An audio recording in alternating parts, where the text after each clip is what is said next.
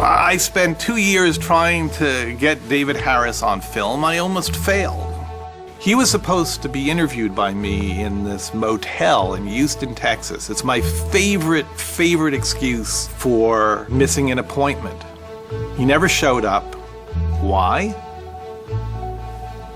He was off killing somebody. That same day that he was to be interviewed by me for The Thin Blue Line, he killed Mark Walter Mays. And I've often thought he could have killed me.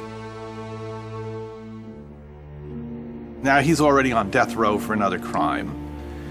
And he's brought up to Dallas because of a writ hearing on the Randall Adams case. And I interview him. I didn't have any idea what happened to me. After I testified, I was gone. Maybe I didn't want to know, I don't know. Midway through the interview, disaster struck. My camera breaks. I can't get a replacement camera. I've been working on this movie for 2 years, and it's over with. I didn't deliver the goods. So I come back the following day without a camera, and I recorded an interview on this tape recorder, this crummy Olympus tape recorder. And we start talking, and David is talking in his usual elliptical, indirect style. Would you say that Adams is a pretty unlucky fellow? Definitely. But for bad luck, he wouldn't have none. I am asking more and more direct questions, but I'm not asking that question. Okay, David, did you kill the cop? Now, it's not on film, so you have to take my word for it. I say, David, were you alone in the car? Were you alone in the car when it was stopped by Dallas police officer Robert Wood? And he looked at me and nodded his head and smiled. Is he innocent? Did you ask him? Well, he's always said he's been innocent. There you go. In retrospect, I lucked out. Because that disembodied voice, the tape recorder, going around and around and around, perhaps, I won't even say perhaps, I think it is more powerful than if it was directly on film. Well, what do you think about whether or not he's innocent? I'm sure he is. How can you be sure? 'Cause I'm the one that knows. With his interviews in the can, Morris needed to find a way to present his case convincingly. To do so, he decided to rewrite the documentary rulebook. I shot all these interviews. I tried to raise money to do the reenactments. I had this one meeting at Public Broadcasting where they said to me, it's one of my favorite quotes about my work, "We don't like you, we don't like this project, we don't like anything you do." Uncle Randolph, take 3.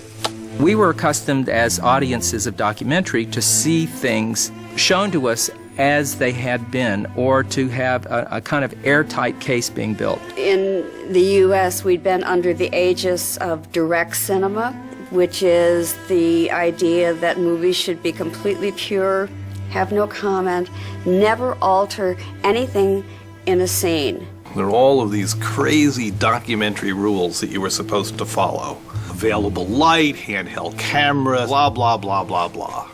No reenactments. Reenactments are very, very, very naughty. I like breaking the rules.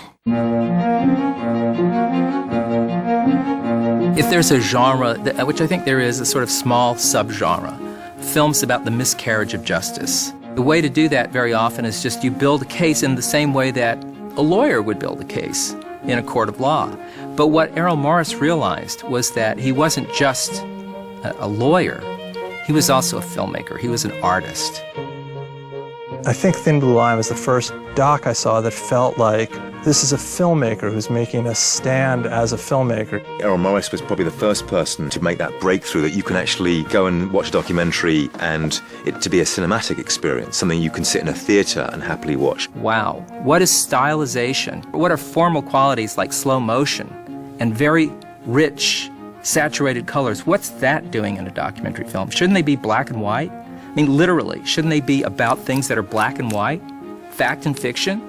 There's this false idea that style equals truth. If you adopt a certain style and out pops truth.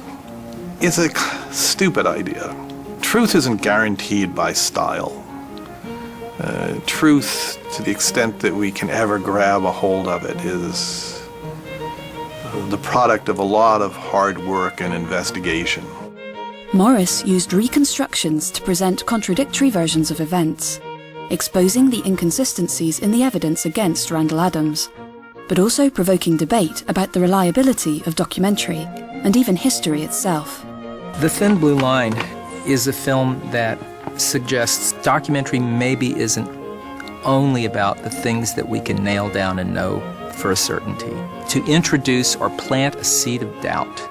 And my reason for the importance of that film is not because that seed of doubt is about whether or not Randall Adams is guilty or innocent, but really a deeper level of insecurity about whether or not we can trust or invest belief in documentary, full stop. It's a movement back from the so-called film of fact. This is not a film of fact. At the very heart of the movie is a pursuit of truth. It's not up for grabs what happened on that roadway. Someone was seated in that car. Someone fired those 5 bullets into Robert W. Wood. My job is to figure out who that person was.